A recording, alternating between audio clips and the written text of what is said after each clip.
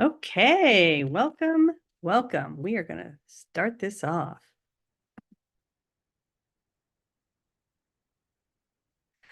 Welcome, welcome, everyone. Welcome to the second wave of psychotherapy integration. Thank you so much for joining me today. I am so excited to have you all here. And as people are logging in, please go ahead and put your name and where you're joining us from in the chat. So in the chat, go ahead and give us your name and where you are joining us from. So excited to have you here. And this is such an exciting topic to me because I have been researching this for the last 6 months and I have learned so much. And, I get really excited when I learn about a whole other area of the field that I had not been aware of. So I am so excited to share this with you. There are probably multiple ways I think that your practice is really going to shift after today. I know mine has, and a lot has just been clearer in my mind. So excited. So let's see who is here.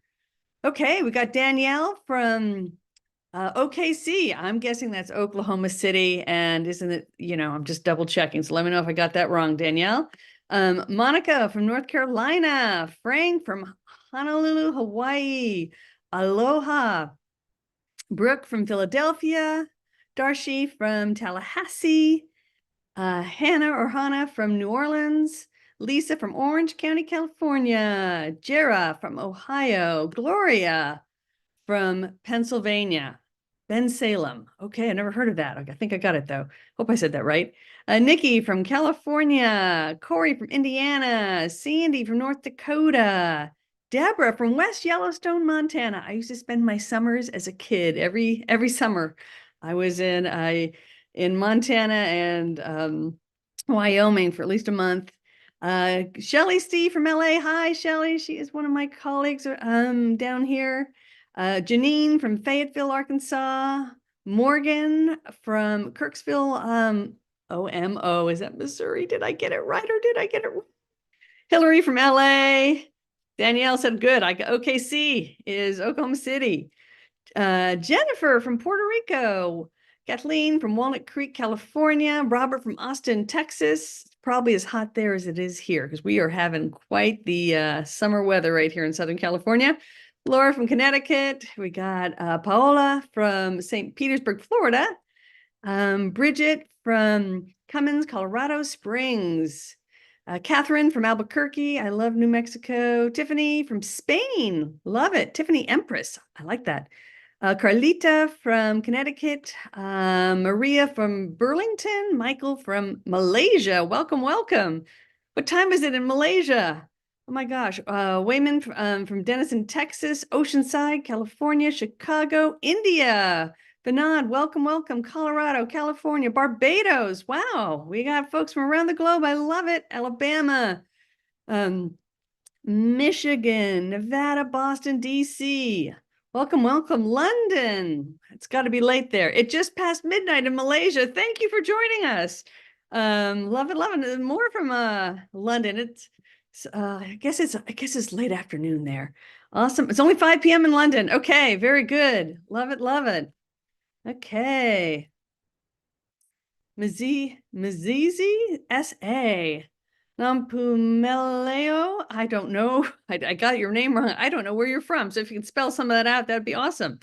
Okay, everyone. Well, welcome so much. I'm so excited to have you here. And like I said at the beginning, what I've learned over the past 6 months putting this together has really been eye-opening for me. I wish I knew some of this like 30 years ago when I started. I just wish people would have explained some of this to me when I first started out the field.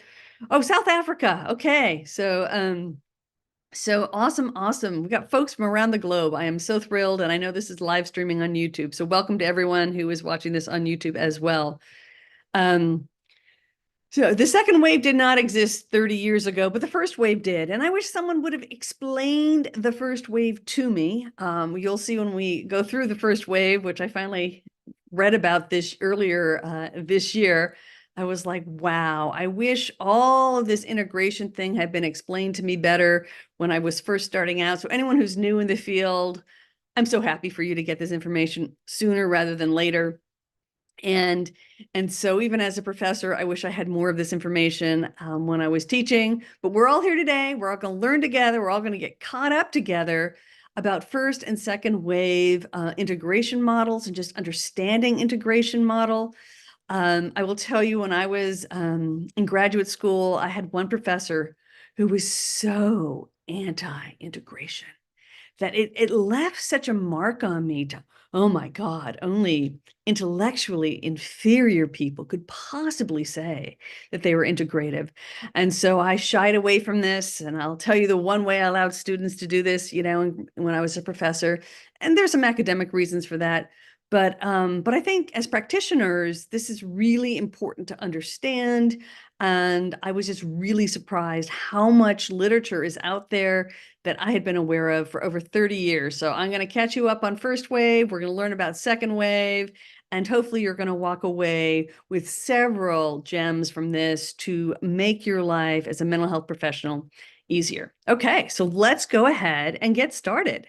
So to begin, we're going to do a poll. We're going to poll you on where you are in terms of your attitude right now, let's say, with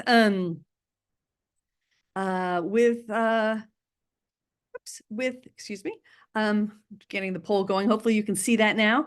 So what are your thoughts about integration? So I just want to know, for those of you who are showing up live today, go ahead and you should see a poll, and there are 2 questions. So please go ahead and answer. We'll see the results here in live time. And I'm sorry, those of you on YouTube, you could, I guess, if you can find a way to log in to this workshop over but yeah, on YouTube, you're going to have to just put it in the comments there. But if you're here live in the workshop, please go ahead. And we're just going to do a survey here to get a good sense of where everyone is at. Okay. And I'll just let the numbers trickle in a little bit more. We got, most of the folks have voted so far. So I will, okay. So yeah, so as you can see, as these numbers are coming in, that the majority of people who are here right now, everyone said they plan to use more than one theory. Everyone here. Okay. Wow. That is amazing. And then when we look here, let's see, on a typical day of seeing clients, how many theories do you estimate that you draw from? So we have one person who said one theory, but we have the majority saying 2 to 3 or 3 to 5. And there's some of you, 10% of the folks here are saying, wow, I use 5 or more theories on an average day at the office. That is pretty incredible. So let's see. So yeah, so we've got, yeah, hopefully everyone is able to see these results. But yeah, so we have 100% of people saying they do plan to use more than one theory. And we have 90% of people saying they plan to use about 2 to 5, with 10% of people saying that they use 5 or more. That is quite a lot. Okay, wow. So, oh, Santu is the only person who said she uses one, and she's saying it's because they don't allow it in therapy training unless it's an integrative school of training. Okay, so she's not allowed to use more than one. So everyone is using more than one.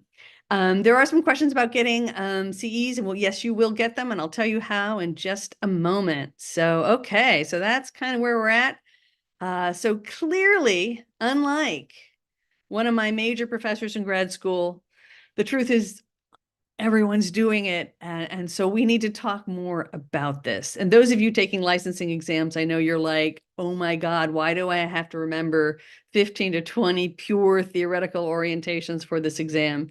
It is an issue. Whoops, in our field. Whoops, here I skipped over that. So the agenda for today is I'm going to go over and define first wave integration. This is what I wish I learned 30 years ago before I even became a professor. But like I said, in my training program, I would say all of the professors are pretty anti-integration. I think in academia, we're all pretty anti-integration because it's really hard to do research around that. So the academics don't like integration because it messes up our research studies. But the truth is, in practice, virtually everyone's doing it. Then we're going to talk about what second wave integration is and what those principles are. We're going to look at some of the research and diversity considerations. And then we're going to look at the major second wave integration approaches. and look at what has evolved in the last 10 years or so. And hopefully this will give you some ideas for how you can work. And then we'll talk about how you can move on from this workshop to continue finding your own integrative framework. And for those of you who really get excited about today's workshop, I am going to invite you for how to learn more, because this has certainly been an area of research that I have been developing over the last 4 years. And honestly, I was just ecstatic to see that there's so many other people who are coming to the same conclusions that I am coming to about what the future of this field is going to look like. And so at the end, I will give you an invitation to learn more. Okay, awesome, awesome. Okay, oh, Empress Tiffany, Elliot, hi, Tiffany, Elliot, that's who Empress Tiffany is, I know. You're having all your interns watch this, excellent, because like I said, I wish I learned all of this long ago. And some folks are putting in the chat that it's not allowed in their program, or in community mental health, you can't write your notes that way. So, there really is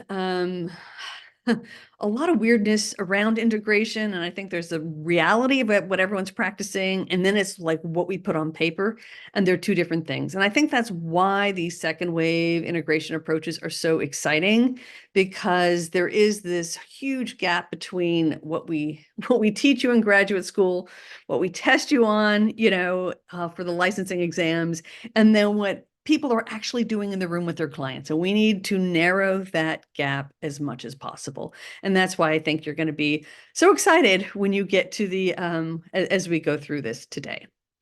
Okay.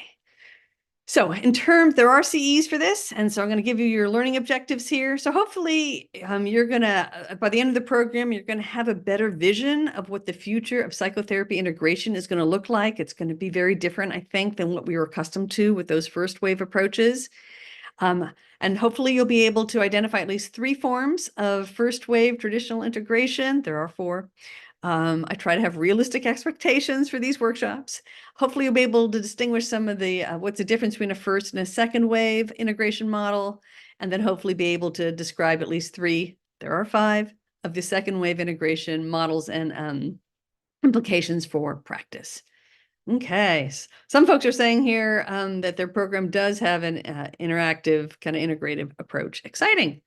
So to get your CEs, when you register for this workshop, you got a link to therapythatworksinstitute.com/login. Whatever email you use to sign up for this workshop is your login. So, and I know many of you have 2. You give me your junk email, and eventually you like me, so you give me the email you like. And so try both those emails. And you should have gotten an email to reset your password. If you didn't, you can just click reset your password and you can set it up for the first time. But you do need to complete a content-based quiz and complete the course evaluation. And then you will get the CE certificate emailed to your inbox. And just check your spam and junk folders, because it is an auto-generated CE certificate.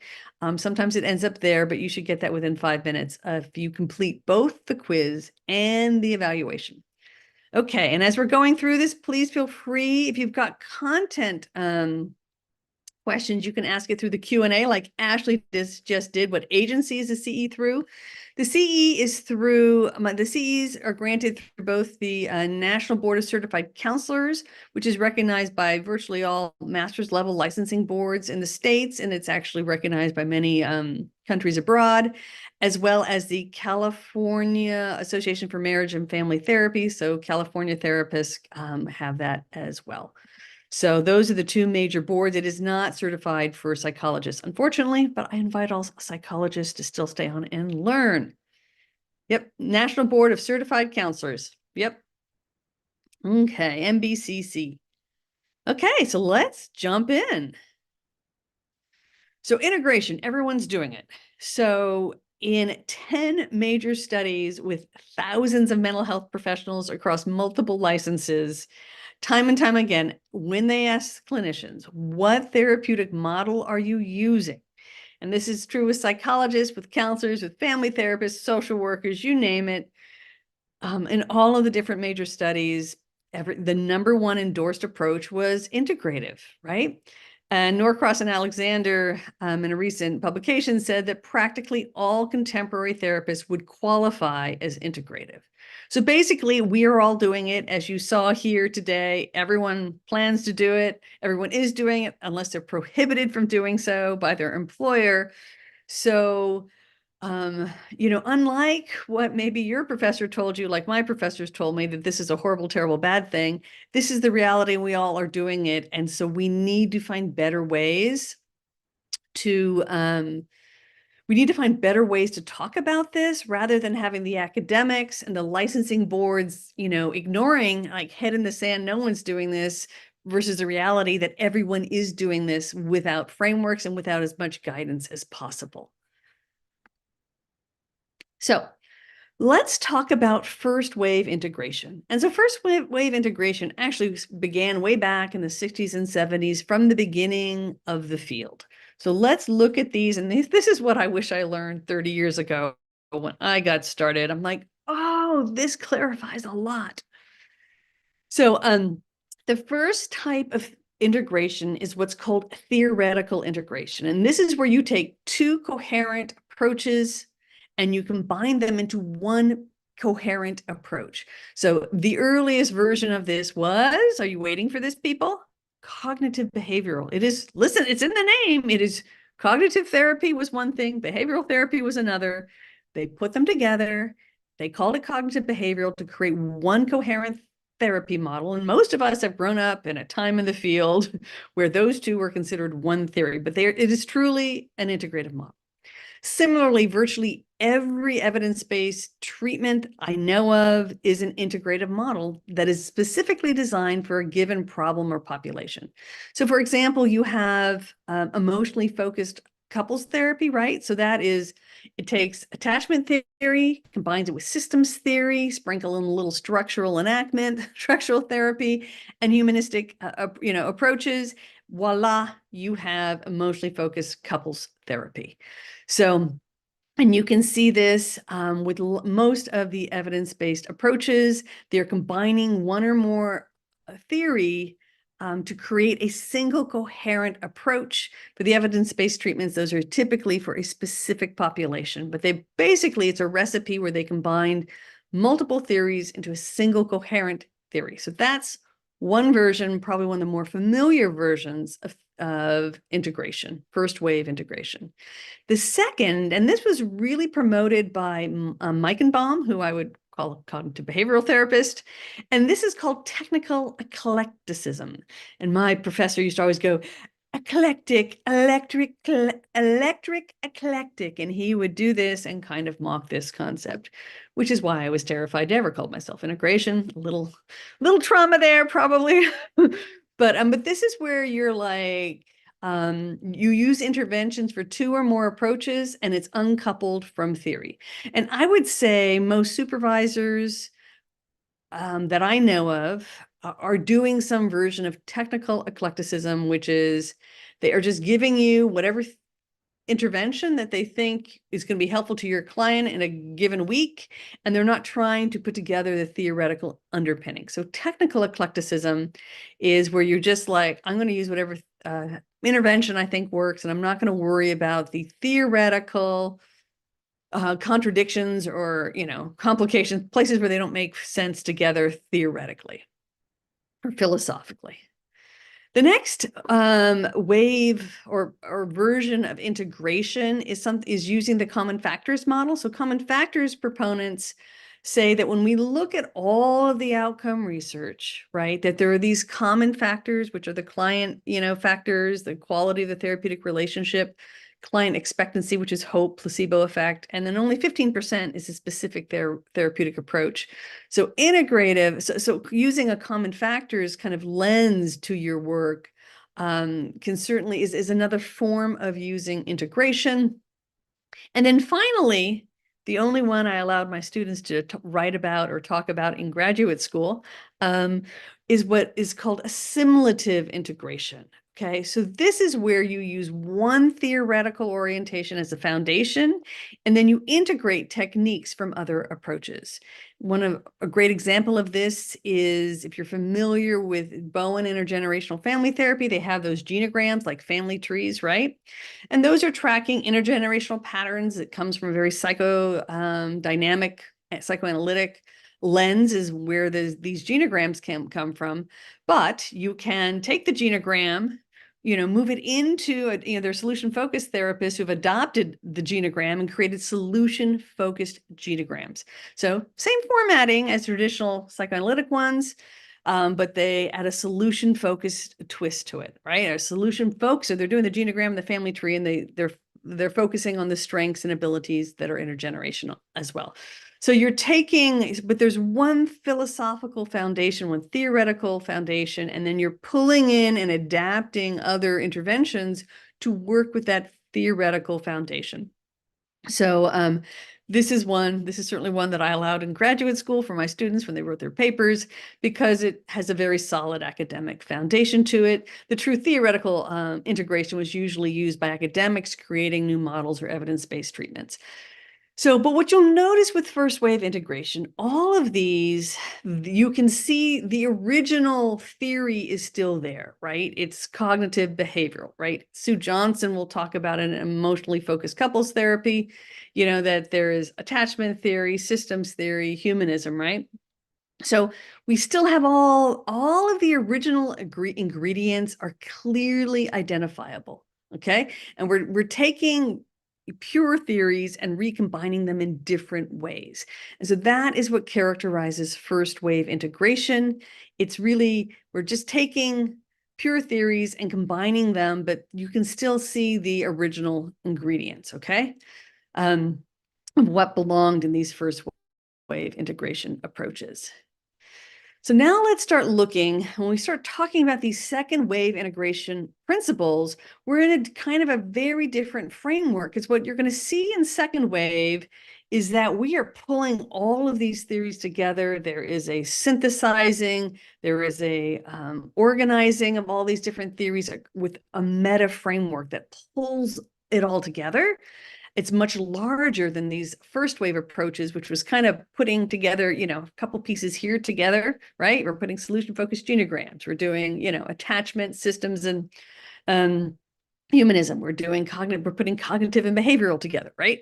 So you saw all those ingredients. In second wave, you're going to see they're either a huge meta framework that pulls everything together in one huge framework, or we're synthesizing, boiling it down to a few key concepts. So where things are melding, things are getting pulled together in a much more simple way in second wave integration.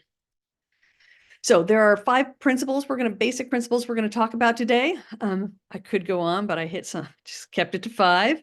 So we'll talk about each one of these separately, but to give you the big picture overview, there's unification, there's transdiagnostic approaches, there is systemic treatment selection, using evidence-based principles of change, and focusing on the process of change itself. So let's go through and talk about each one of these individually.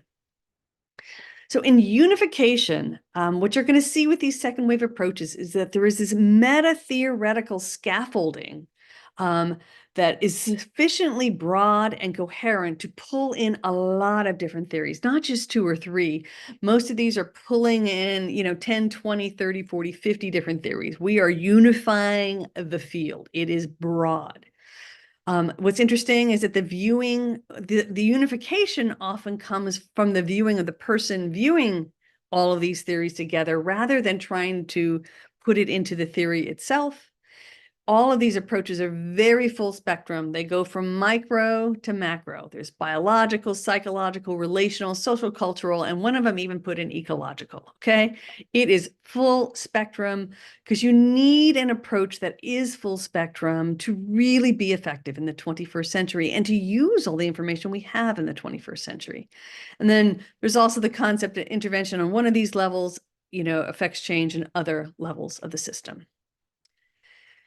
You will see also that all of these approaches are transdiagnostic. And so this is a huge shift away from evidence-based treatments. And anyone who's been in the field for the last 10 to 20 years, you're like ready to pull your hair out, like with these evidence-based treatments where they're just theory and client problem specific. I mean, they're diagnosis specific. You need a different one from anxiety, for depression, for couples, but often people have all those problems together, right? That's the problem with evidence-based treatments. A, it costs 10,000 or more to get trained in each one of them. And B, everyone needs 5 to 10 of them to see their average client load, that they see in a week. So it was not very doable unless you were out, in a large organization that could pay to get the trainings. So these transdiagnostic second wave approaches really look at the root causes. What are the causal mechanisms shared by a class of disorders? So you're not trying to learn all of these different interventions for each of the 144, diagnoses in the DSM. And so this is really advantageous, obviously, for comorbidities. And what the research has found is that these second wave integrative approaches are equally effective, right, compared to using a single approach, but they're definitely more cost effective. You don't need to be trained in so many different approaches, and they're more adaptable across contexts. So these unifying, these second wave approaches are very transdiagnostic, diametrically opposed from the evidence-based treatment of just getting something specific for each diagnosis. I still think we need evidence-based treatments, but boy, I don't think that should be how we train everyone for everything. Another characteristic of these approaches is what they call systematic treatment selection, with the basic premise being all psychotherapies are beneficial for some, but none is effective for all. And that is a real important thing to keep in mind. And I think all of us can, attest to that in our own practices. And the general critique here is that therapists we focus our theories and our conceptualizations, we focus too much on the cause of the symptom and not enough on like improving our clinical decision making. And so the idea here is, and in these unifying frameworks, there's a lot of talk about how do you decide how you're going to intervene, at what level, with what folks, and what type of interventions are likely to work with this client. And so that's another shift, rather than like, what's the cause of the client's problems? Let's figure that out, and then we'll give them their approach. It's more looking at our decision making.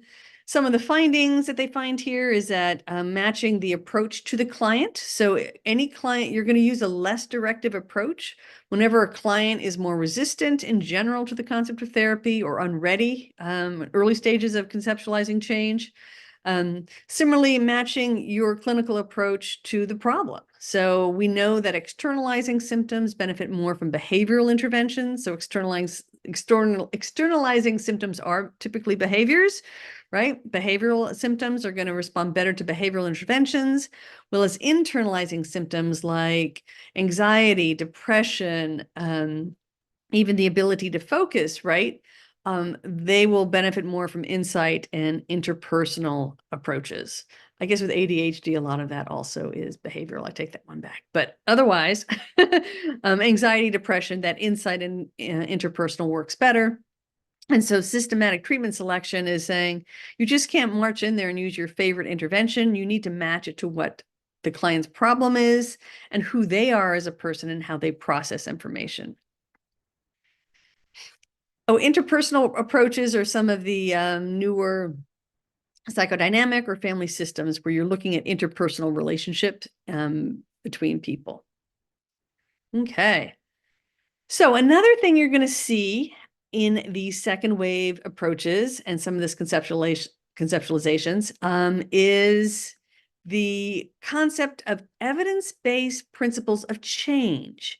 Now, these are different. These are different because it's not looking at evidence-based treatment. This is like, if you look across all different clinicians, what things are correlated or associated with client change.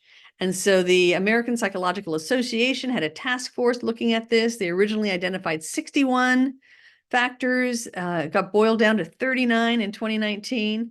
Obviously, I could do a 2-hour workshop on just those 39 factors, but I'm going to hit some of the highlights here for you. But the general concept is when we think about research, let's look about overall with all clients, right? What is working? So with client factors, they have found, not surprisingly, I guess, clients who are less severe when they start treatment tend to do better overall. Those who start out more hopeful and motivated tend to do better than others. In terms of therapist factors, clinicians who are able to choose the right intervention based on client motivation. So you're able to match your intervention with how hard the client's willing to work. Clinicians who are able to reduce client resistance, and clinicians who really focus on increasing overall functioning and coping tend to have better outcomes. In terms of the therapeutic relationship, there's a lot of research around this concept of responsiveness, which is you as the clinician being able to respond in real time immediately to what is unfolding in the room between you and the client. So it's not just empathy. Empathy is kind of this one-way thing. Responsiveness is the back and forth, and if a client hesitates, you're able to respond to that in a way that really is effective and keeps them engaged and having hope and working through whatever's going on in the room, in the moment, as it's unfolding. It's bi-directional, not empathy is one directional, positive regard is one directional. Congruence is just about you. But this responsiveness it's about the back and forth that you're able to immediately tune into what the client, where they're at emotionally, and respond to it effectively. Along with positive regard, congruence, empathy, Carl Rogers' core conditions. Just the quality of the alliance and the ability for the clinician to repair any ruptures, as well as supportive disclosure. So disclosures from the clinician that really support the client's growth. It's a really tricky area. Again, I could do a whole workshop on that, but that was identified as one of the 39 factors that really was associated with change. And then just in interventions of the quality of interpretation. So the clinician's ability to have high quality, accurate interpretations, giving clients more feedback. So clinicians who are less directive give less feedback to clients was not as associated with change. Being flexible in our approaches, promoting interpersonal changes, so having your clients go home and change how they relate to other people. Promoting emotional experiencing within the session, as well as promoting behavioral change outside of the session. So these are some of the factors that have been associated through research with client change. So this is another theme you're going to see played out in the second wave approaches. Again, we're looking across all clients, lots of different research studies, and these are the core kind of factors that are associated with change.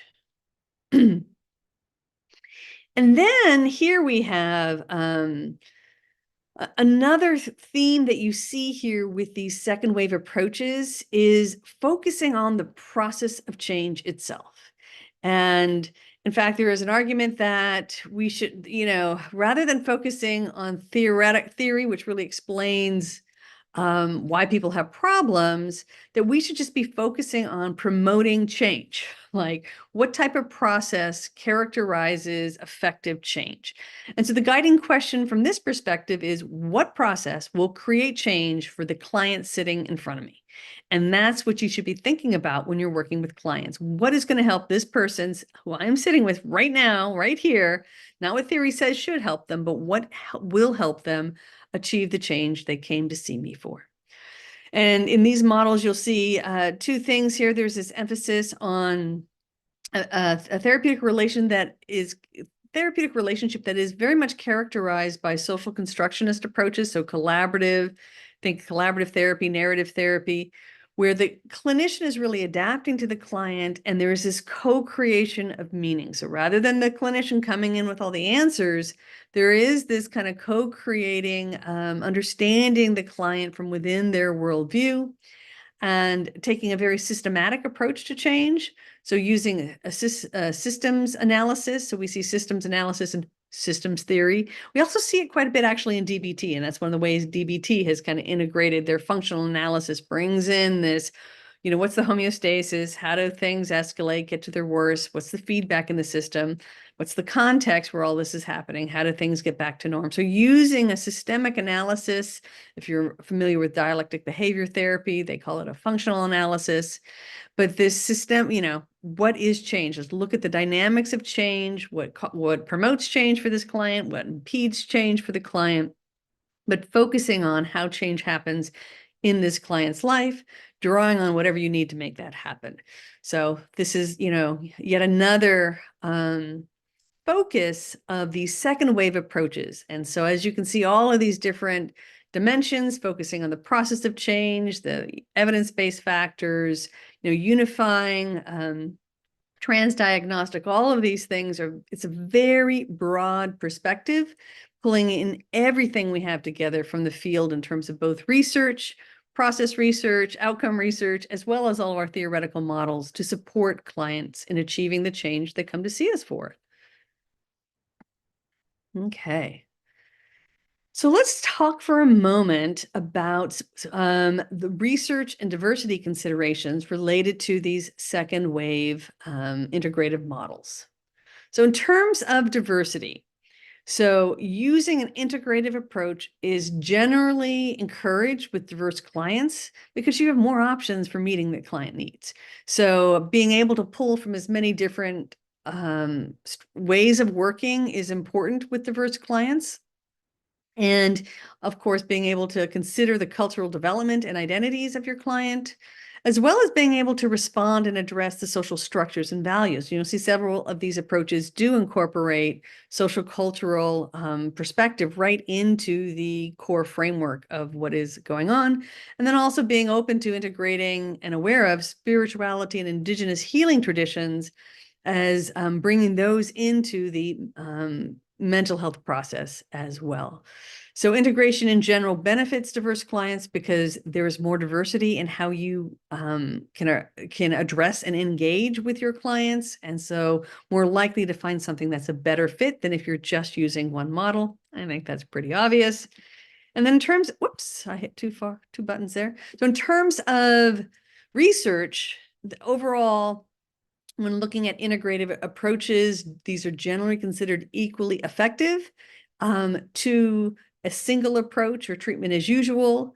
And in fact, most of the evidence-based treatments that we do have are integrative approaches for a specific disorder. First wave integrative, right? They're putting pieces together, two or three different models together, pieces together to treat a very specific problem. So it's interesting that most of our evidence-based treatments are a form of first wave integration. But there are some general principles that have been focused on in the research when looking at these second wave approaches. One is that responsiveness. And so we're kind of even moving away from just reflecting back feelings, congruence, right? Conditional positive regard. All of that is necessary, but it is really in the back and forth responsiveness that gets focused on in terms of these second wave approaches as to what really works. Really a focus on adapting what we are doing to the specific client's needs sitting in front of us. And again, the more approaches, the more perspectives you have to draw upon, the better you're going to be at meeting those clients' needs. Another thing that they have found is working within the client's worldview. So using kind of that social constructionist lens where you're entering the client's unique worldview rather than trying to get them to adopt your language, your jargon, your worldview, and just being very thoughtful about how you select your treatments, right? Aligning your intervention with a specific client and the specific problem. Okay. Very good. I see some questions coming in here in the chat. I'll take those real quickly.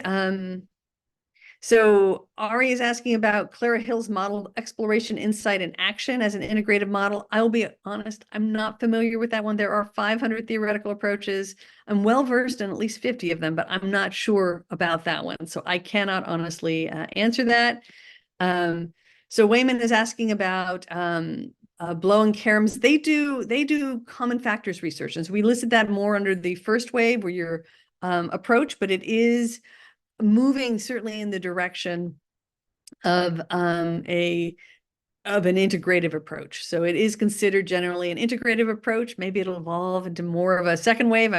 I know they have a new book out that's still kind of putting people the different theories through these lenses, but they're certainly in the world of integration for sure. Okay, and questions about the slides will be available at the end. Yes, yes. Okay, great. So now let's take a moment to start looking at some of these second wave integrative models. So there are three major ones I'm going to talk about today. The trans-theoretical approach, certainly the oldest one on the block, integrative psychotherapy, which is from the UK. I know we got some folks from the UK here. And then therapy that works unifying framework, which is what I've been developing over the past 4 or 5 years. So let's go ahead. But first, I want to talk about some of the early prototypes. And I call these prototypes because you can see the publication years are 2008, 2014. And nothing, I looked, I tried to find newer research on them or publications. I couldn't find them. Doesn't mean they don't exist, because there is a lot in the, that can be published. Not all of it gets put into Psych Info, or not all of it I can find necessarily through through my online searches. It's all based on keywords. So I apologize. If you know more about these two approaches, please let me know. But I wanted to mention them because I really thought they were worthy and interesting. So the first one is by Brooks Harris. So I believe I believe is still, actually I didn't look it up still, but it was at the time of the publication at the University of Hawaii in Manoa. And this is a great, what he did is he took this integrative multi-theoretical psychotherapy. And basically, his vision in 2008 was that, there is these 7 different schools: cognitive psychotherapy, behavioral, experiential, biopsychosocial, psychodynamic, interpersonal, systemic constructivist. I would separate those two, and then multicultural feminist.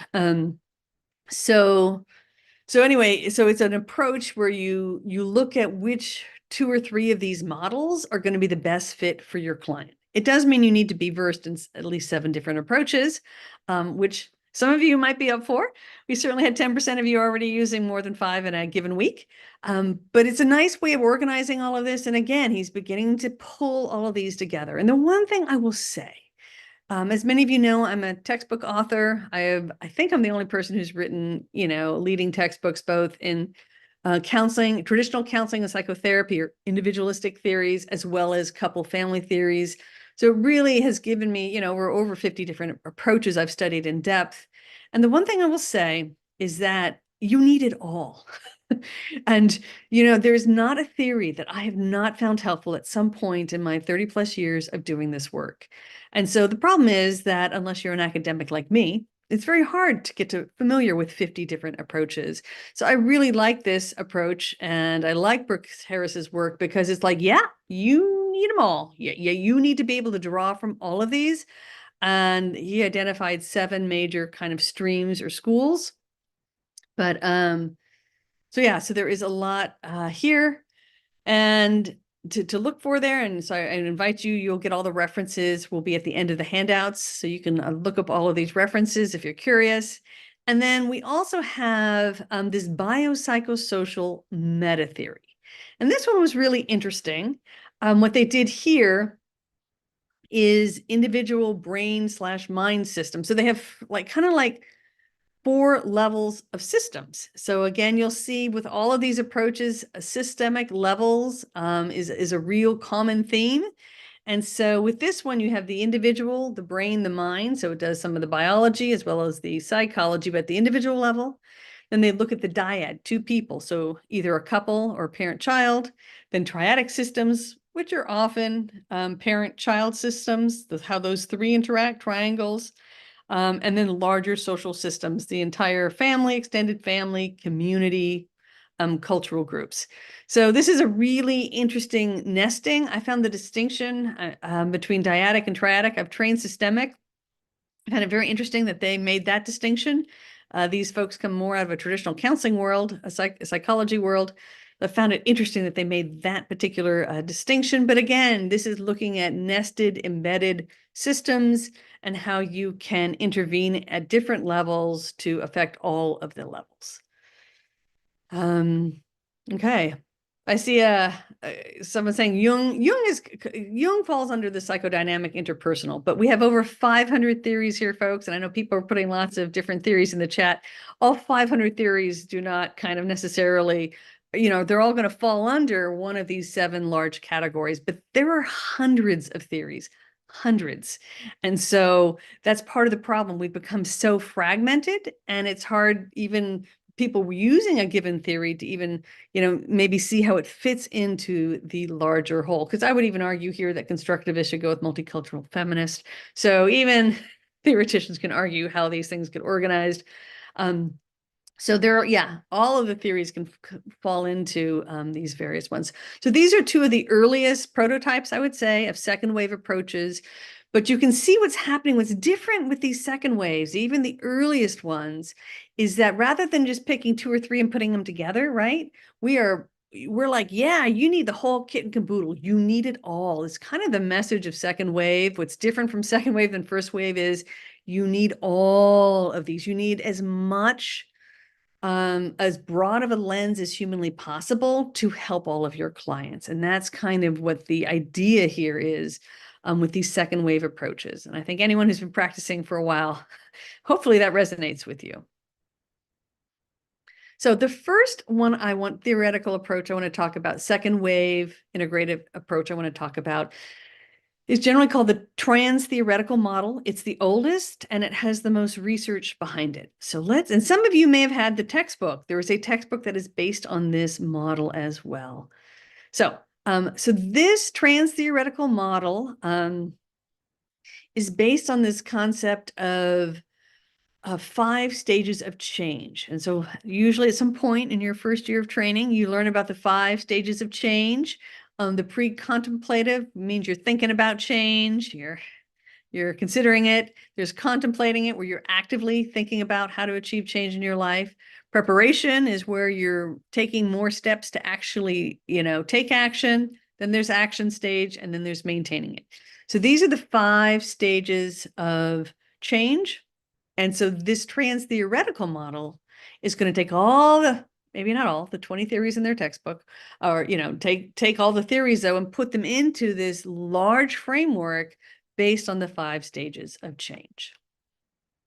Then you have the 5 stages of change, and then you have the 5 levels of change in this approach. So in the 5 levels of change, you're looking at the symptom or situation problem. You're looking at maladaptive cognition, so in the mind.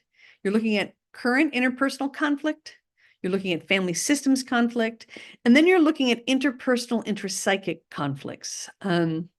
That's conflicts within your own psyche, so to speak. And so they're going to take these 2. We got the 5 levels of the 5 stages, right, of change. And then we have the 5 levels of change, and they put them into a huge matrix to help you see how all these different theoretical orientations work. So you are going to get this handout, promise you. So if we look here, so this is how the model puts everything together. Now I have collapsed the 5 stages into 3 basic stages. There was a lot of overlap where these things fell.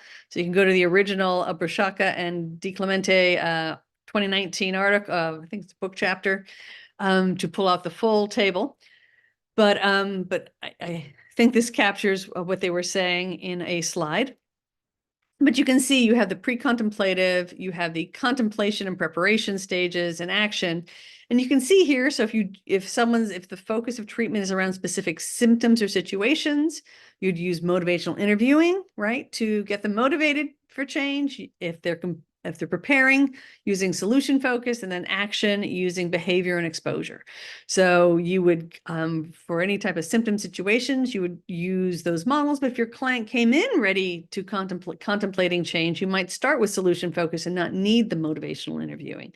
So you would look at where your client is in terms of their stage of change, what type of problem, what type of change are they looking for, and then you would go with that.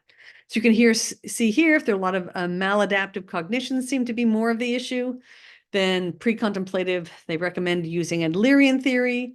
Third wave cognitive behaviorals are acceptance and commitment, mindfulness sorts of things.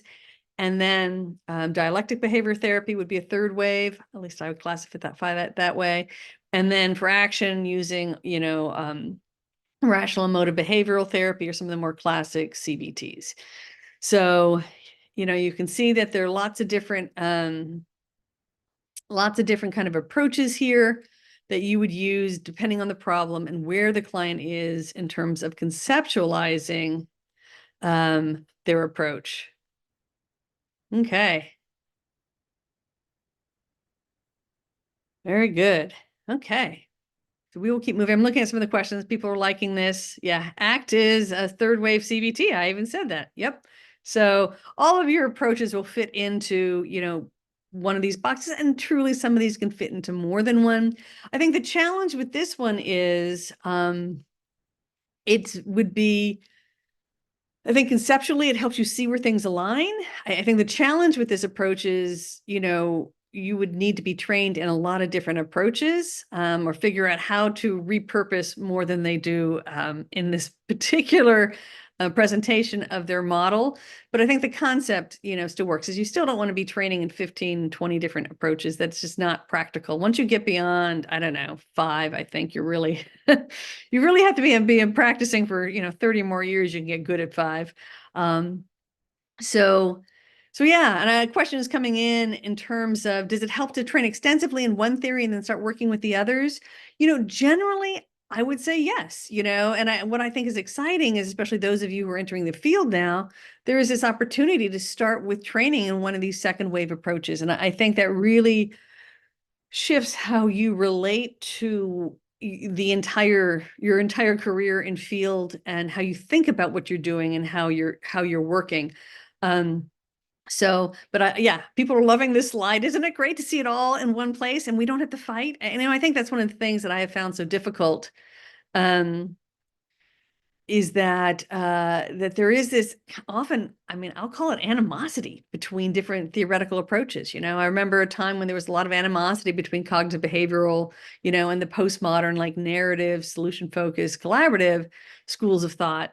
But over time, as you'll see, as we move forward in this presentation, I began to realize that, all of these identity narratives are really stringing all your thoughts and core beliefs together. You string all of those together, you end up with your identity narrative. They're variations on a theme. They're different levels of understanding what you're working on. And I think being able to draw from these approaches, rather than feel like you've got to defend your little fiefdom, is real important. Questions about the systemic column or row here. So yeah, you can see Sullivan therapy. So it's more interpersonal. You're working with an individual, I think, in this particular row. If you look at the interpersonal row, that's maybe you working with I interpret this mean you're working with an individual who's got interpersonal difficulties with other people. So Sullivan therapy. Sullivan was actually one of the folks that laid the seeds for family systems work, that form of psychodynamic therapy. But it's a psychodynamic approach that really focuses on that, looking at cognitive therapies when they're ready to more preparation, contemplation, looking at some then probably your beliefs about those relationships. And then interpersonal is a briefer form of psychodynamic to help folks shift those relationships. You can see here, I found this really interesting as someone who has specialized in couple family work. The recommendation here is using strategic for the pre-contemplative stage, which I found fascinating because it's such a behaviorally oriented approach. I would have used Bowen there, but they put Bowen in the contemplation preparation stages, where you're looking at intergenerational patterns, right? To kind of like, draw the dots to build more motivation up. And then for action, using structural family therapy. So that's another way of how they recommend putting together these different approaches when working with family or systems conflicts. So, and you can see intrapersonal, that's within the psyche. So psychoanalytic in the pre-contemplative, where they're helping you see some of those inner conflicts, which you probably don't see. Existential, when you're preparing, so kind of reflecting on a lot of values and what you want. And then for action, using Gestalt or dialectic behavior therapy. So again, from this approach, you would need to still train in a lot of different approaches, but you can see this is really fascinating, kind of matching the approach up to the level of the problem to kind of maximize and meet the client where they're at is the concept of this trans theoretical model. And you will get all of these when you are, you'll get the references. There's quite a bit of them. I've been collecting, purchased a lot of books over the last 6-8 months to do this workshop. Tried to buy everything I could find. And if I missed anything, please let me know and put it in the chat. I'll look for that. So cognitive analytic sounds like a combination of cognitive and analytic. And again, there are hundreds of these integrative approaches. And so there's the cognitive box and the analytic box. You could possibly fit in both of those, right? So, okay. So yeah, so folks are liking how this brings a lot, it organizes all of the chaos. And what I like about this is seeing how all of the approaches have their place. And that has been my lived experience over my 30 plus years in the field, is that, I mean, there are times where existential is, is absolutely necessary, like that is so important. And I, even in my own training programs, I'm like, God, where do I fit this? Because it's typically not required by the state licensing board for family therapists or the accreditation board, but it's certainly one that I've used a lot, understanding Gestalt and psychoanalytic, all of these things have been very helpful to me over, someone is saying, yeah, so yeah, talking about how CBT felt like a Band-Aid until you understood the psychoanalytic. And so, the question is what level, what I like about this model is it helps direct you to what level are we intervening on. So let's look next at integrative psychotherapy. And in this approach, this is interesting. It's an approach developed by a husband and wife team in the UK, where they use it both for psychotherapy. She's the psychologist and he's a business organizational consultant. So they use it for both mental health and organizational consultation. But what they do here is they integrate 3 different epistemologies. There is the intersubjective relational. So it's using a very social constructionist foundation, again, entering the client's worldview, which I think you see a lot of in these unifying second wave approaches. The second level is systemic, which again, you can look at that one prototype model of very systemic. And this is the only approach that actually adds in ecological. Yes. So okay. So here you can see when they have the levels of epistemology, which they talk about objective observation. So this is more of a traditional scientific model. Then they talk about intersubjective or social constructionist, so more of a postmodern. And then they bring in an ecosystemic, a very large level systems approach. And then they look at when you're working with individuals, interpersonal, family, community, or what they call the species or Gaia. Gaia is like seeing the whole planet as a system, a living system. And so you can see with the direct observation, objective observation, you have the medical model, CBT, psychodynamic, and even the traditional humanistic approaches and the early family systems approaches.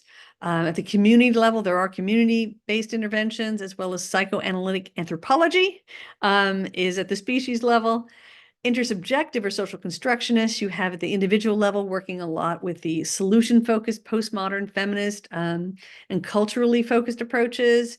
And relationally, you're looking at the later family systems approaches. If you're familiar with second-order cybernetics, those of you studying for your licensing exams, solution-focused family and postmodern family approaches fit here. And then with the ecosystemic, we kind of there are some nature-based therapies primarily used at the individual level. But this is another way to put all of this together using this this approach. And again, it's the only one that pulls in the ecological level of the system, and considering that even when you're working with people individually in psychotherapy. And then finally, the third wave approach here is the therapy that works unifying framework. And this framework is more explicitly a system for doing. And so as we saw, some of these others are pulling other theories together. This is a single framework that just explains how to do therapy, but without going into explaining why problems develop. And that is what we see in a traditional psychotherapeutic theory. There is this explanation for why people have problems. And because of that rational reason, or for that rationale, we're going to come up with this type of solution. Where this approach is synthesizing everything and just laying out what needs to be done. And it's really based on the research around, there is this top 15% of therapists. This is a workshop I gave a few years ago on highly effective clinicians. And so 15% of clinicians do better than others, whether they're using a single therapeutic model, whether they are being integrative or doing treatment as usual, regardless of what type of client, that 15% of clinicians are better than others. And we do know through these evidence-informed principles of change, which is part of this research, principles of change fuels this of what are these top therapists doing? We really do know that there are things that we are more effective that we can be doing than others. So this is putting a framework together to make that accessible to someone who is practicing, in a full-time practice, seeing 20, 30 clients a week. You just need a framework, a system for doing, and all of that explanation can be interesting, but it is not what you should be thinking about when you're in the room with clients. So this unifying framework is very much a synthesis model, and it's identifying common practices while trying to remove the jargon across the different theories so that you have a very simple framework for what you're using in the session to think about while you're sitting across from the client. Because one of the things I've noticed is that when your theoretical conceptualizations get too complex, you are not able to be responsive. And responsiveness is one of the top things we see that makes the difference between a highly effective clinician and less effective clinicians or average clinicians, right? Not even bad, but just, average. That the person who can be totally tuned into their client is going into every kind of hesitation or enthusiasm, whatever it might be coming across in the room with you. If you're able to tune into that, you're going to be very responsive. What I have found is that if you're thinking about really complex theoretical frameworks and multiple steps and, 9-stage models of change, your mind is going to wander into that complex theory and you're going to miss what's unfolding in the room in front of you. So it's a what to do system for doing. That you can use all the theory you want to after session to think about what just happened with your client, but when you're in session, you are attuned to that client. So this approach, this framework has six major components. The first is the self of the clinician. And still, this is the first major approach where I think this is built into actually a component where starting off, learning how to create your own personal, meaningful development in a very systematic way that parallels, some of the other principles of the framework so that you are on your own personal journey very deliberately, not just go off and find your own therapist or start meditating or go to yoga.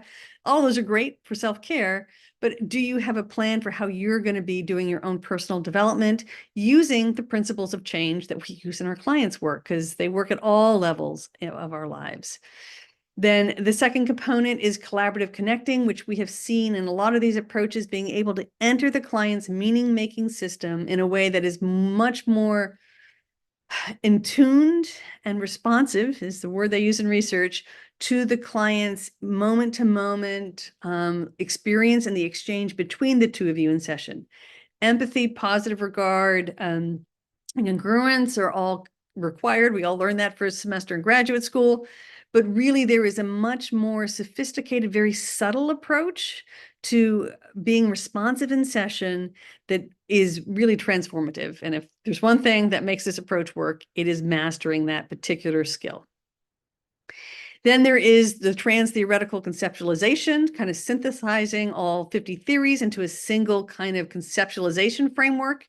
And I will show you a part of that in just a moment on the next slide. Then once you really understand what the problem is, you filter it through the entire evidence base. And so you do evidence-informed treatment planning. What does the research say works for this type of problem? And so I like to give my favorite example is OCD, obsessive compulsive disorder. What we now know, we did not know this when I started in the field 30 years ago. We know it today that, exposure types of behavioral therapies are what is the only thing that's going to work for like 95% of the people. Do not do cognitive therapy with OCD with 95% of the people. Okay, we know that. However, generalized anxiety, most approaches work. So you have a wide breadth of what you can be doing. So once you get a really good idea of what your client's problem is, you need to, compare it to what we know in the evidence base about what works and what doesn't work for this particular client and or their problem. From that being informed on what some of those key evidence-informed interventions are and matching that to your client. And then finally, using the same trans-theoretical conceptualization we use for problems, we use it for the solution. And to also develop a coherent program of lifelong wellness. Hint, that's what the clinician does at the beginning. How do we create lifelong wellness? And so that psychotherapy and counseling isn't just about solving problems, it's about creating lifelong mental health. And clearly the globe needs that right now. So that is another key component. And so I'm going to show you briefly the framework here. So there, instead of using 15 different categories, or really 25 if you look at the full trans-theoretical approach of Prochaska and colleagues, this is broken down to 4 basic levels. Behaviorally, what's going on? What can you see behaviorally? This is obviously our behavioral therapies, but as well as our systemic approaches have very behavioral components to them. Then what's happening at the emotional level. And so this is where most of our humanistic approaches, but this is attachment-based emotions as well as secondary emotions or anger, fear, kind of the surface level. Primary would be your attachment emotions. And this has really been the focus of all the humanistic approaches, both with individual and couple family approaches, as well as a lot of the psychodynamic approaches actually fit in here very well. So that's the emotional level. And then the cognitive level, right, is both where we're going to see our cognitive system, solution-focused and postmodern come in here. So, and then finally, the societal level, right? This is social location, societal discourses about a particular problem. And this is also the focus really of postmodern as well as feminist and cultural. So 4 basic levels. You can see how all theories kind of map into one or more of these different levels. But for example, if you're working with CBT or systems, right, they seem so different. You're often not you can easily miss some of what's going on at that emotional level, right? Or on the societal level. And so this framework helps bring it all together. You only have to worry about 4 things. There's one system, one framework, but it pulls it all together into a framework that you can use when you're sitting across the room from the client. So this is kind of how the framework does this. And then, of course, there is a systemic piece, which is beyond the scope of this workshop to talk about, but looking at how at each of these levels, the problem or the solution, right, the wellness sequence of ebbs and flows going from not being an issue, tension rising, symptom at its worst, or the alternative to symptom and back. So this is kind of another way to put all that together. So let's look at the themes in these second wave approaches, right? So we have the first thing that you're going to see is that all of these second wave approaches invite in as many theoretical orientations as humanly possible. They're like, yes, we need it all. And that is different from even the first wave that pick and choose just a couple of them to put together. This is like, let's see how we can get you to use as many theoretical orientations to be as beneficial to the client as sitting in front of you and to be adapt to what the client needs. So that is one of the main themes that we see different in these second waves. Next, you will see there is a heavy emphasis in most of these approaches on a very collaborative therapeutic relationship that is flexible, it's adaptable, especially with diverse and multi-problem clients. But you will see in all of these approaches, they have evolved past the basic Carl Rogers core conditions to a much more highly attuned in the moment back and forth, that responsiveness between therapist and client. That is what characterizes this. So it's much more back and forth relational focus than just the therapist being able to be empathetic, have positive regard, and demonstrate congruence. So it really evolves the demand of the therapeutic relationship, and the quality of it is much more nuanced, I think I would say. You'll also see most of these approaches have a very heavy systemic approach and attention to broader levels of the system, and even using systems to conceptualize what is going on. And then finally, you'll see many of these are using evidence-based principles. Just what does research say works and predicts change? And let's do more of that. So it's a broad, rather than evidence-based treatment, what works for this type of problem, which they do integrate into this, but there's also what facilitates change, do more of that. So very pragmatic in that approach. Okay. And I put together this table so you can look at this. So as you can see, all of the traditional schools of therapy, the integrative psychotherapy added ecosystemic, didn't talk as much or add as much about traditional counseling theories, but the primary social constructionist relationship you see in most of these approaches, a broader systemic approach for all clients. So using that systems lens, and not just with couples and families, but with all clients, diversity built into it. I certainly think it's an area that these theories should be working more on, building it into the ground floor. The traditional theories narrative, I think, does that best. Bringing in the evidence base, again, there's some work to be done there, but it's certainly with these principles of change, we can integrate that. And using a single approach. And that's the place where I advocate that we still need to get it down even simpler to, again, and expecting anyone to know 15 or 20 different approaches is too much. I'm arguing that with the licensing boards. But similarly, when you're in the room, having a single framework, I think, is really the key in the future of doing this work.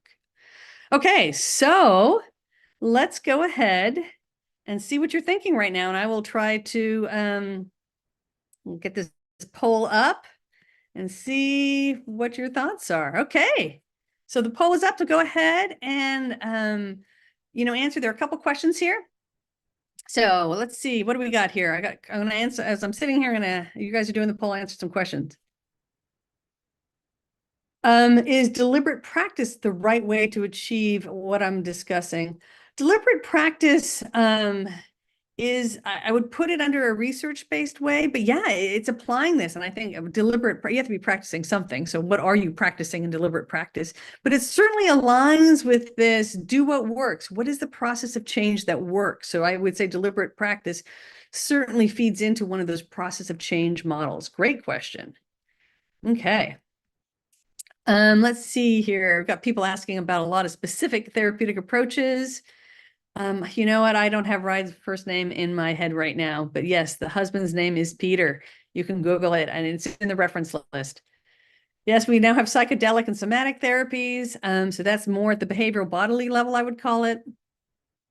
Oh, the training will end at 10:15. Yes. I think so. Some folks like the concept of lifelong wellness. I certainly think that has to be part of what we focus on. Someone asking about internal family systems. Internal family systems is fascinating. I think of it as a really easy way to address a lot of the principles in psychodynamic, even though we normally see it in systems. It also has a psychodynamic component. And if you're familiar with Gestalt, you'll see that that's very similar to Gestalt as well. Yeah, so somatic and polyvagal kind of fit into the biological approaches, which many of these approaches are included in these multiple, it's in my behavioral level. And there was the one model that talked about the biological or individual level is where the psychological level is where you'd plug in those somatic types of approaches. Okay. And yeah, EMDR, brain spotting are more in the behavioral level. In the body level, which, yeah, very much neurofeedback also in that same way. We have so many new exciting things going on. Okay, so let's see where people are with all of this. I will just, so yeah, 96% of people so far have said, yes, this makes sense to me. 4% saying, still not sure.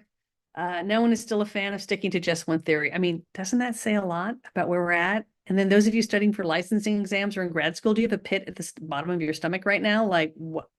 Why are we training people this way? It is a gap.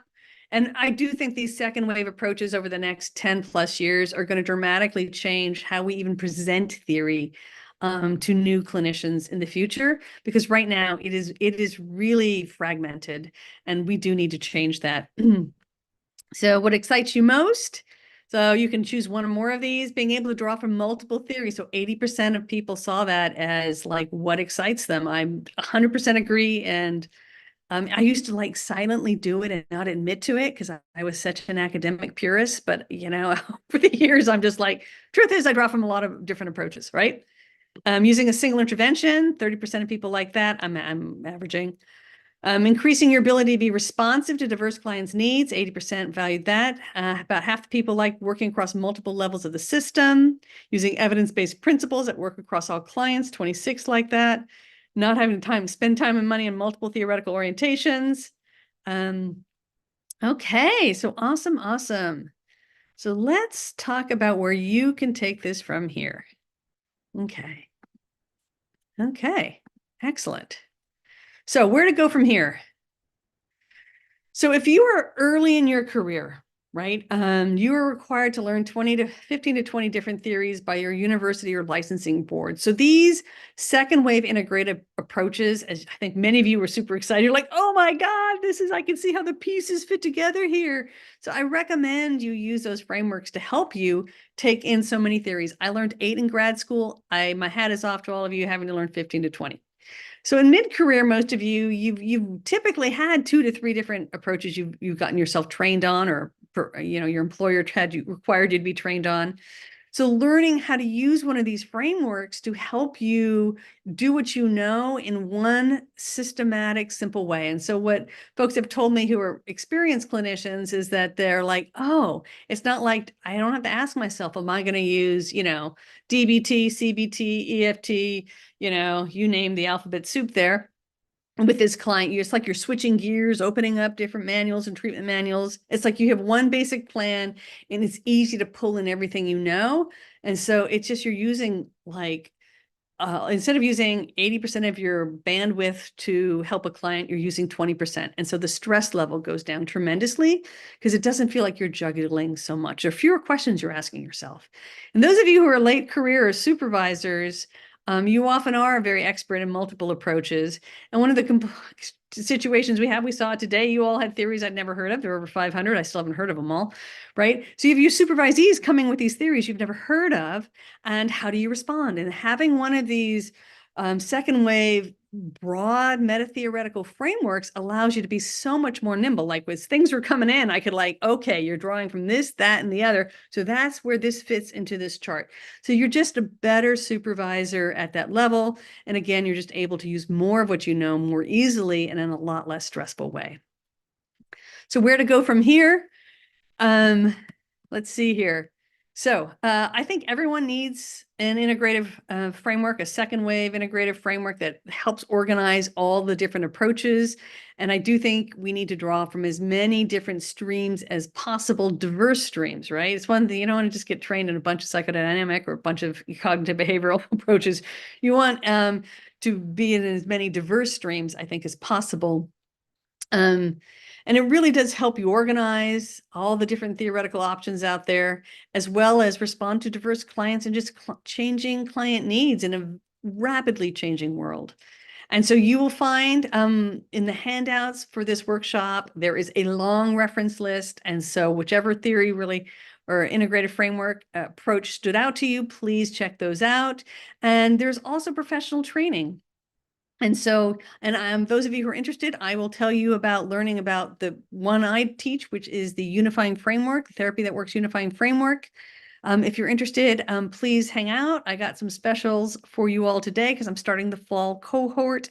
And if you're just here for your CEs, you can go ahead and log in to the therapythatworksinstitute.com/login. And there's a quiz and evaluation in the course, in this particular course, where you'll get the handouts. They'll be posted by the end of the day. So you can get your CE emailed to you. Okay, so those of you who are interested, I invite you to check out the fall 2024 cohort for the Therapy That Works Unifying Framework Level 1 training. As far as I know, and I did research extensively, it's the only second wave training you can get. But given the wealth of knowledge today, I really think it should be easy for all of us to do this work because we have enough research. We know what works, we know what doesn't, we know what works for what type of problems and what type of clients. And I think what the field has been slow to do, because we're all in our own little fragmented worlds, is to find frameworks like these second wave integrative frameworks that starts pulling it all together so that doing this work is easy. And if you're interested, I have a course that really shows you how. It is a master course.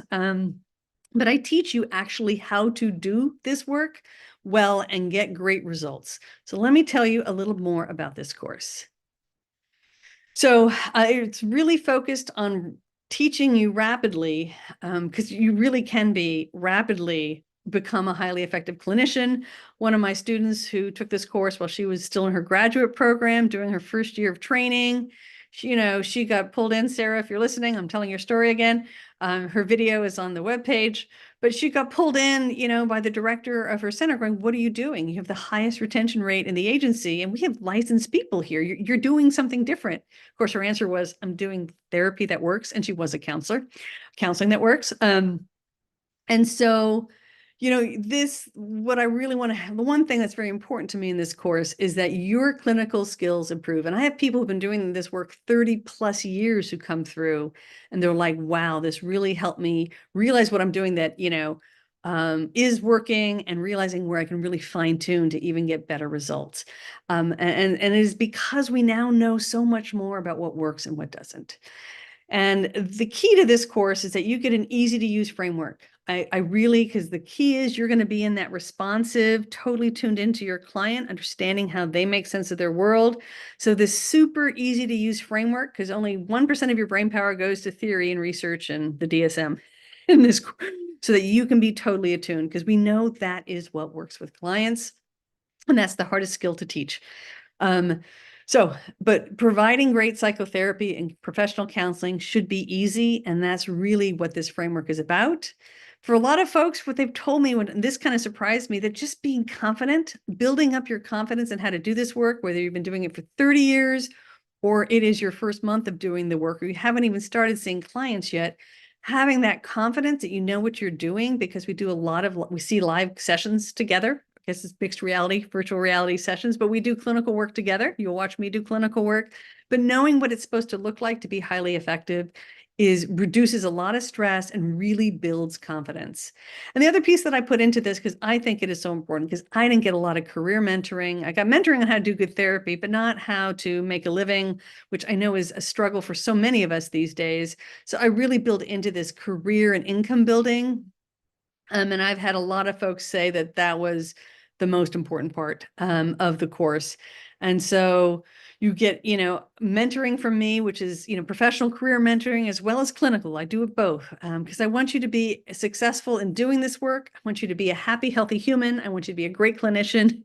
And I want you to find a way to really make this career work for you. And so this really is a masterclass that pulls it all together. Great. So, and if you're interested in joining me, so the modules of this course, if you're interested, the first one is the self of the clinician. And I've had more people tell me this one module is worth the whole price of the course, because no one talks about how to live your life personally, health-wise, how to set goals and achieve them. I use a lot of micro habits and all the areas of wellness, including financial wellness. And I teach a spreadsheet on how to understand what financial wellness is. If you want to do a private practice, or have, just being in, even if you have a job, you need to know how to understand how finances work as a professional. That module alone has, they said, is financially worth many times the cost of the course, but really helping and getting you set as a clinician doing this work. Then we talk about that collaborative connecting, entering the client's meaning-making system, which is really unlocks everything. And once you get that, even if you've been doing this for a year, when you fine tune this and you really master this work becomes super easy. And then there's conceptualization using what's called a 4-level assessment that really synthesizes all of the theories. And it integrates societal dynamics, so that if a lot of people are interested in, what do I do with this? I want to be culturally sensitive and aware of diversity. How do I do that in a way that's not awkward? This is totally synthesized and integrated into the approach. Then looking at evidence-informed treatment planning, we go through the whole DSM-5 TR. and look at what the research says, as well as learning those key evidence-informed interventions. And then I think the most beautiful part of this approach is learning how to really solidify change and create lifelong wellness for clients. So we use the exact same framework we did for assessing problems we use for assessing what's working, which really makes this model super easy. We just reverse it, but then looking at how do you help your clients maintain lifelong wellness. I do not believe that anyone should have to live with depression or anxiety their entire life. And even things like bipolar can definitely be stabilized lifelong with or without, sometimes with medication with certain disorders. And I don't think we talk enough about that in our field. And that is a real important part of this model. And that lifelong wellness is also what the self of the clinician is built around too. So we kind of come full circle. We get you on a path of lifelong relationship wellness, personal, psychological, physical health wellness, financial wellness, having love and joy and fulfilling life. And then if we can do that in ourselves, having very simple interventions for helping clients do the same.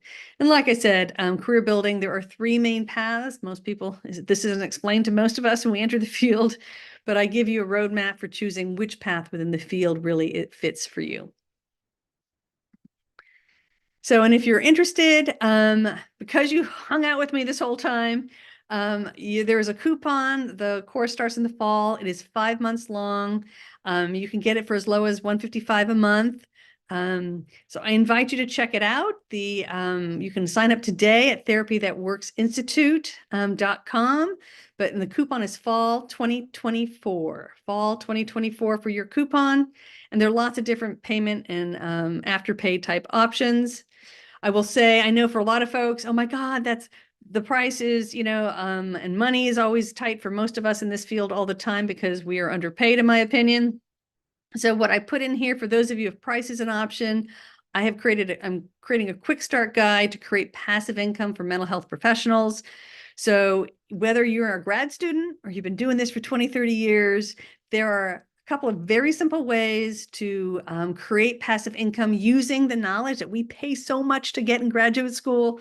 I will teach you, I'm putting together a course that will teach you how to generate passive income so you can pay off this course and eventually keep a passive stream of income going to supplement what I would generally consider is we're all underpaid. So having these passive streams of income, passive income is where you have to put time in up front, but after that it earns without you having to put an hour in to earn that. I think it's a very important thing in today's world. For most of us who have to support ourselves, figure out how to pay rent.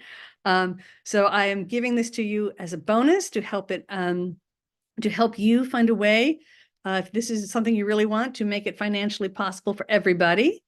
And also in terms of time, one of the bonuses that come with my class is my most favorite popular best-selling class, the 2-minute treatment plan and progress note. I've had more people say that, they get 5-6 hours back in their life because of this 2-minute treatment plan and progress note course. So you get that for free.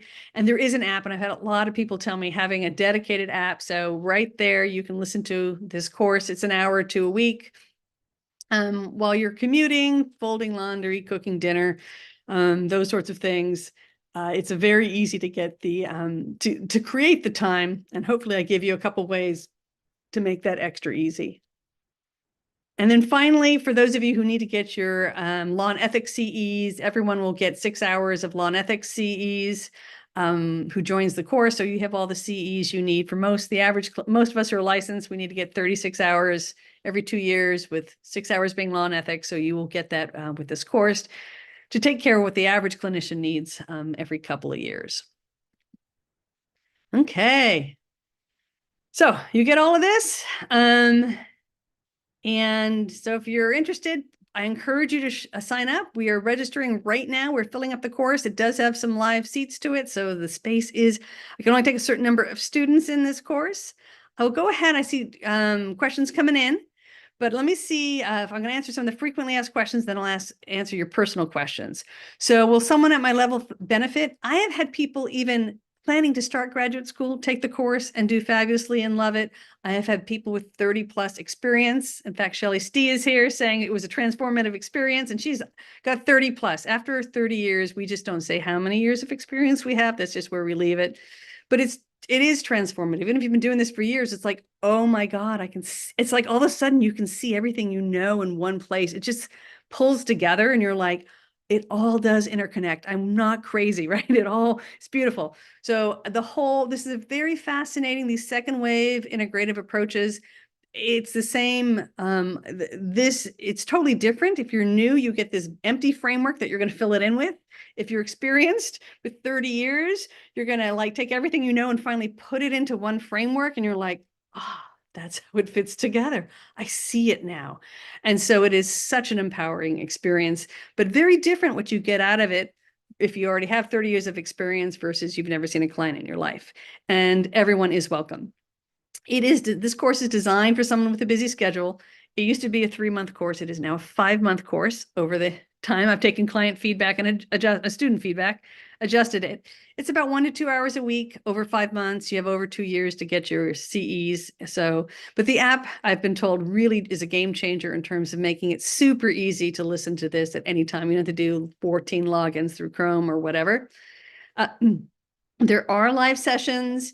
And basically, when you join the course, fill out the survey about when you're available, and we will build the schedule around the people who actually enroll in the course. Typically, a lot of the popular times tend to be on weekends. Some cohorts have liked a weeknight as well. We'll add some double bonus ones in there as well. And all of them are recorded, so there's no pressure. Oh my God, I went to go learn EMDR, and they're like, you cannot be late for 15 minutes or you don't get your CEs. I'm like, you want me to spend how much money? And I can't be more than 15 minutes late and I can't be sick? You can be late. In fact, you cannot show up. You can just sleep through it. There will be replays. It is not a strict attendance policy. The reason I'm not trained in brain spotting or EMDR is the attendance is just way too strict for someone with a schedule like mine. But one day I will find a way to do that. There are live sessions. So some people like to come to all of them, some come to about half of them, some like everything on their schedule and their time. Always are work always are welcomed. And the financial investment in the course. My graduates have all said it is 100% worth it. Like I said, I had one person who said just from module 1, they just went out and made $20,000 by understanding what I taught them in module 1. Or started saving for retirement for the first time at age 30. Because they kind of understood all of that. So your financial wellness and this being a financial benefit to you is important to me. And so I build this into the course because I understand it is an investment of time and of money, and that is both things are precious. And it is top of mind that is a value to you. And that's certainly the feedback, because I actually asked that question of my graduates. And that is also why I threw in the quick start guide to passive income. I know it's a really wonky time. I mean, I was at the grocery store and they're like wanting to charge me $5 for 8 ounces of goat cheese. I'm like, oh my word. Went to give my son likes dragon fruit, right? Got some folks from Hawaii here, and it was like $5 for one dragon fruit. I'm like, oh my God. So I understand it is tight right now, and that's why I'm putting in this passive income module. As if you want to, you can certainly earn back the tuition for this course, maybe not necessarily in the 5 months, but certainly within a year is part of my goal, because I think this information is so valuable. And it does need to be taught. You need to sit down and watch me use this model. You need to see me give you feedback on using this model with virtual reality clients. So nothing scary. It's really fun. To really get good at doing this work. But I think you will be surprised really how much you can learn in 5 months to really transform. And I have multiple people saying they listened to the course 2 or 3 times just because it is so rich and there is so much in there. Okay. And if you register by the end of the night, I'm going to do a special live session bonus. Where you'll do a special live group mentoring and Q&A session to kick you off and get started. So if you register by midnight tonight Pacific, we will do that. So I'm going to go ahead now and start taking some questions that are coming in. Okay, so Audrey is saying there was a question that came in. How does one integrate all these without being trained in all of these? So that is why I created the unifying framework. So I like the trans-theoretical framework, right? But when you get to the end of it, it's like you still need to know 15 theories. I'm like, okay. Okay, after 30 years, you can probably know 5 or 6 pretty well. But 15 is too much, in my opinion. So unless you're like someone like me who spends half of her career studying theories, well, I can probably use 15 pretty well, but it's only because I've been a clinician for 5-10 hours a week. I have not been a full-time clinician, which I saw that question come in, is 20 to 30 clients per week. So that's where the unifying framework, it is a one framework that synthesizes it all for you. You can read whichever of the 500 theories floats your boat. It really doesn't matter, because what the framework does is it synthesizes what we know works from the research base, synthesizes the key knowledge from all the different theories, and then you can read whatever theory you want to explain if you need an explanation, but it is a system for doing great therapy in session, and it tells you what to do step by step in the room, which a lot of my students this is the missing key. Like, the theory is really interesting. I love theory. I'm a theoretician. But when you're in the room, it's not detailed enough to know what to do moment to moment. And that's what this unifying framework is all about. So great question. EMDR, I would put into, it kind of goes into the behavioral and the cognitive. It's a type, it kind of falls under cognitive behavioral. It's very targeted, though, for certain types of trauma memories. Very effective. I love EMDR. Like I said, I'm trying to get to them. Their attendance policies are much stricter than mine. I was shocked when I saw how strict. I'm like, wow. But EMDR is a behavioral component as well as a cognitive, or in some of the models you saw, it said the mind/brain. I would put it right there. Is where I put EMDR. Oh, is AMFT responsive to this new wave as it will impact COAMFT standards? Oh, it'll take a decade to change take more than a decade. And I still need to write. I'm working on the article in the book, not fast enough, clearly, but I am working on them. So this unifying framework is great, I think, to introduce to students. It's in my Mastering Competencies in Family Therapy. I'll be putting it into my Theory and Treatment Planning for Counseling, because I think it's the right way to teach people theories. But it's going to be a ways until it actually becomes standard. It takes decades usually before a theory becomes recognized that way. Okay, Margot was saying, I took the course a couple years ago. Is this good to take again, or is there a level 2? There is a level 2, Margot. You can email us if you want to join the level 2 course, because it goes into, there is a level 2 that takes it more in depth. If you just want a refresher, some people just want to do level 1 all over again, you can do that as well.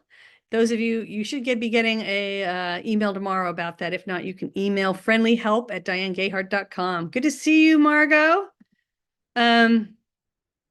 The passive income book, no, that is right now, it's just a special bonus that I'm putting into this. It's going to be a standalone course, because it's not a book. I'm going to show you how to do it. I'm going to pull up the video screens, because we're going to be using Amazon affiliate and either web pages or, other options like that. But so I will show, it's going to be a demonstration video, a how-to course on how to create passive income. I do have Beyond the Hour. So if you want to learn how to do some passive income, I have another course on that I'll be releasing next month. That is separate, but what I'm creating is for anyone who wants to learn this unifying framework now, and money is an object for you or a concern. I'm going to give you a step-by-step on how to start creating passive income in this field.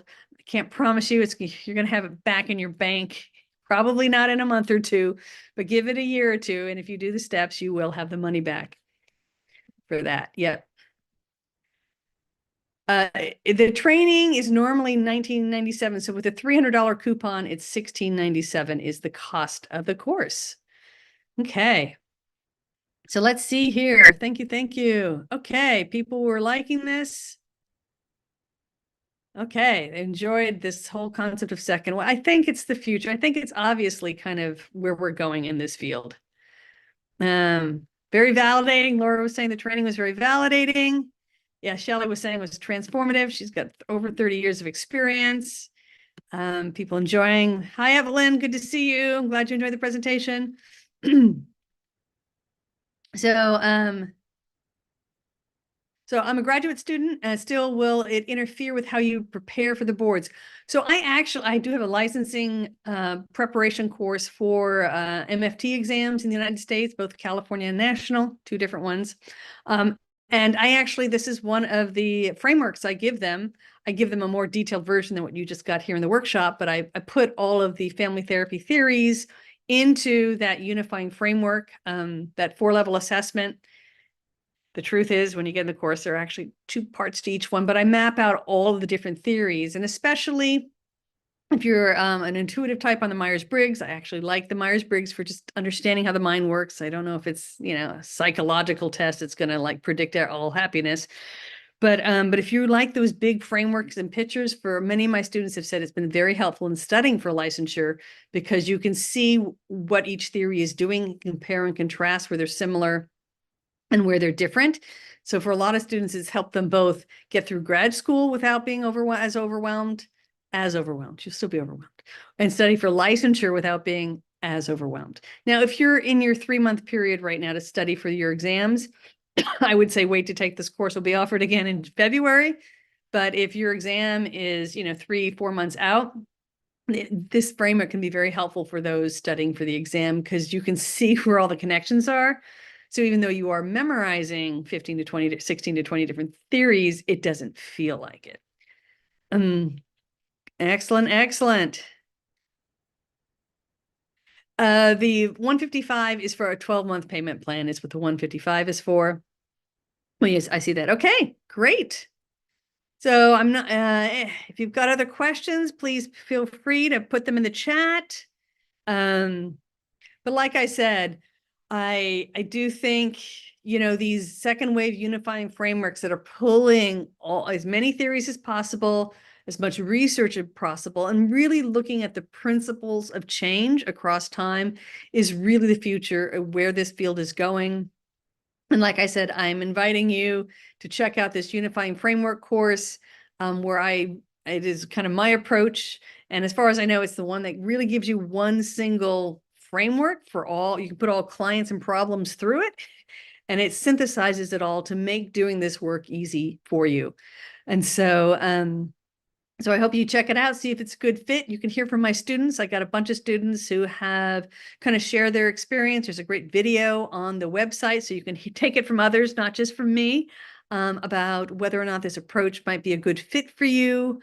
But it is certainly a course that I have created to make doing this job easy, to take care of you as a human being so that you don't burn out, you don't feel imposter syndrome, and you really understand what you should be doing in the room.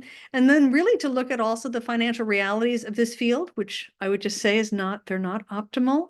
And so I'm also here to help you look and map out the right career path for you, considering the reality of the finances.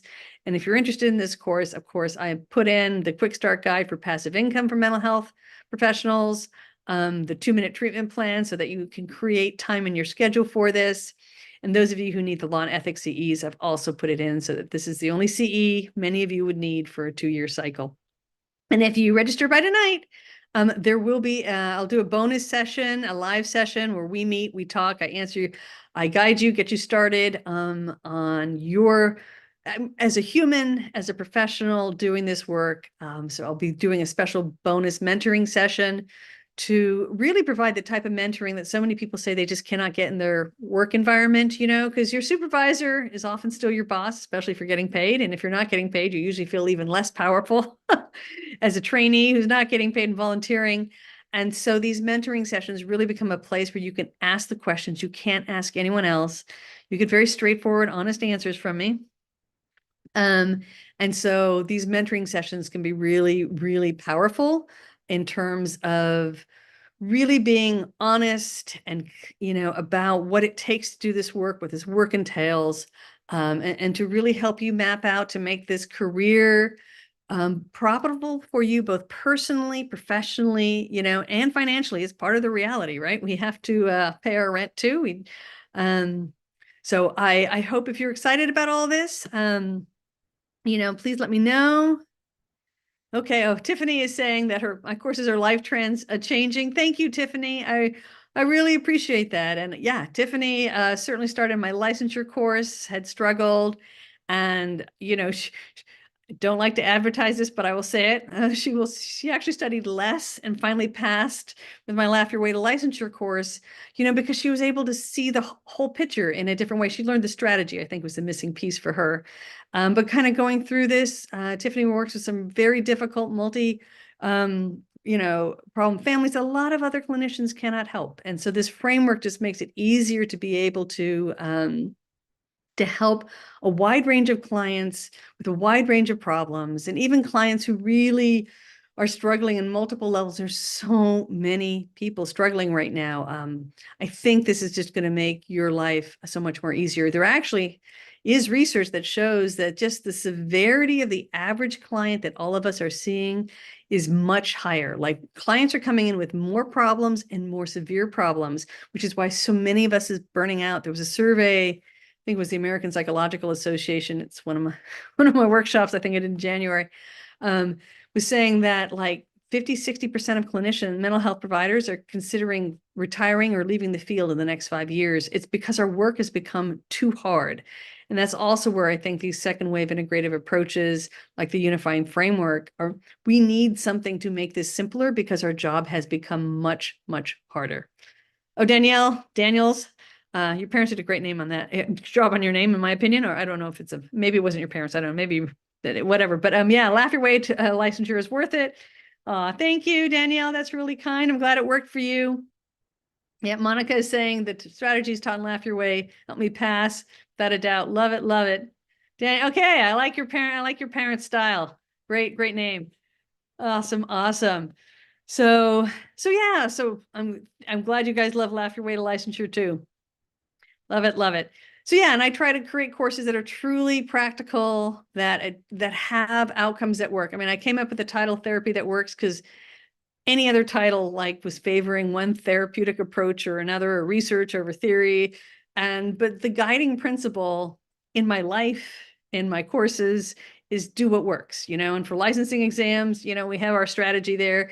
In this course, it's really like what works with clients. And we now know the problem is it's just very fragmented, and this unifying framework is trying to pull together everything I have found in my 30 years as an academic to make it really easy for people to learn all this without having to be a professor and a researcher for 30 years, and to really make it practical and to show you how to use it. One of the things I've found is you can go to all the workshops in the world you want to, but most of the time, a month later, are you using anything you learned in that workshop? Probably not. And that's what's different. This is why I had to keep the live components of this course, is because we need to work together. And we do. We work as a group with a client. You can do that in simulated reality. We're a group of therapists working with one client.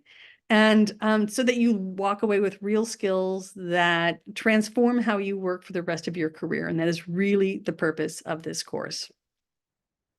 Okay, well, thank you all. I see many of you have hung on for quite a while. I appreciate that. But feel free to email friendlyhelp@dianegayhart.com. We will get back to your questions as soon as we can. But thank you all for joining me. I hope you were inspired by today, and I look forward to working with you in one way or another in the future. Be well. Take care. Thank you. Bye-bye, everyone.